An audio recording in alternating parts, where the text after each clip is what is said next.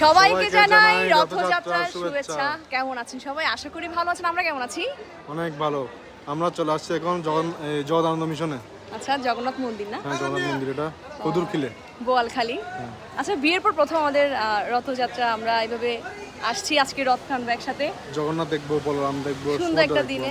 আসলে কেমন লাগছে তোমার? অনেক ভালো লাগছে, গরম লাগছে বেশি। আরেকটা সিক্রেট বলবো, সেটা হলো আজকেও 5 বার খিচুড়ি গিয়েছে, প্রসাদ নিয়েছেও। তুমি অনেক পছন্দ করো না? হ্যাঁ, প্রসাদ অনেক ভালো হয়েছে এই জন্য। আসলে অনেক ভালো হয়েছে। আর এখানে মন্দির প্রসাদ সবসময় ভালো হয়। আচ্ছা, তোমার হাতে এটা কি?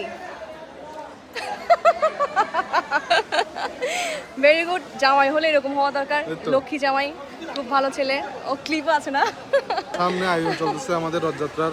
হ্যাঁ দেখাও। হ্যাঁ, আমি একটু দেখাবো ব্যাকে করে। একটু প্রথমে বলি, সবাইকে আবারও জানাই রথযাত্রার শুভেচ্ছা। আজকে কে কোথায় কাটাচ্ছেন একটু জানাবেন। আমরা তো খুব সুন্দর আয়োজন আজকে আমাদের, কি বলবো, একটা বাঙালিয়ানা যে লুকটা থাকে, হ্যাঁ ওইটাই নিয়েছি আজকে আমরা, শাড়ি পাঞ্জাবি। তো যাই একটু ব্যাক দেখাই আপনাদের, মন্দিরটা একটু দেখাই কেমন। এই হলো মন্দির, অনেক সুন্দর মন্দিরটা।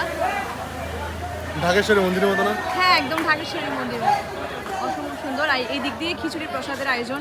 সবাই তো প্রসাদ খেয়ে ফেলেছে, একটু পর রথ বের হবে না? প্রস্তুতি চলছে না? ও আচ্ছা, তো আমি তো দেখাই জুম করে, এদিকে হচ্ছে সবকিছুই। খুব ভালো লাগছে বিয়ের পর প্রথম এভাবে, আসলেই আনন্দ লাগছে। ধর্মের মানুষগুলো আমরা থাকি। আমরা চাইছিলাম প্রবর্তক যাব, কিন্তু বৃষ্টির কারণে যাওয়া হয় নাই। আসলে এখন বাড়িতে যেটা আছে মন্দির, সেটা দর্শন পাশেই তো আছে। হ্যাঁ, মন্দির সব জায়গায় আছে না? তো আর এই মন্দিরটা, তোমাকে অনেক ধন্যবাদ আমাকে এখানে আনার জন্য, অনেক সুন্দর। আর সবসময় ক্লিপ ব্যাগ সব কিছুই রাখবে হাতে, কারণ এটাই আসলে একটা আসল পুরুষের একটা দায়িত্ব বলবো। সিংহ পুরুষ।